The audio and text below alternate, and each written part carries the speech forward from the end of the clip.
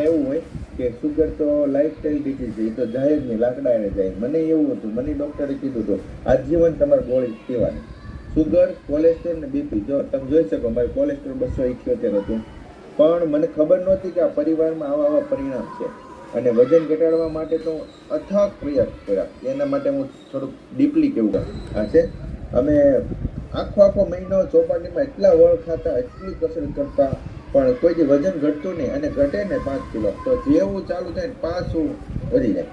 અને આ કંઈક હું પહેલો દિવસ આ કોમ્યુનિટીમાં આવ્યો ને, ધીરે ધીરે મારું 16 કિલો 70 દિવસમાં 16 કિલો વેઇટ લોસ થયું. અને સાથે સાથે મને સુગર, બીપી ને કોલેસ્ટ્રોલની રિવર્સ થઈ. ડૉક્ટરે એના ડોઝ ઓછા કરતા ગયા. છેલ્લે હું 3 મહિનાની અંદર કમ્પ્લીટલી મારા બીપી 120 આવી ગયું, સુગરનો રિપોર્ટ 135 આવી ગયો. હું રિપોર્ટ હમણાં દેખાડી અને ડૉક્ટરે કીધું હવે તમારો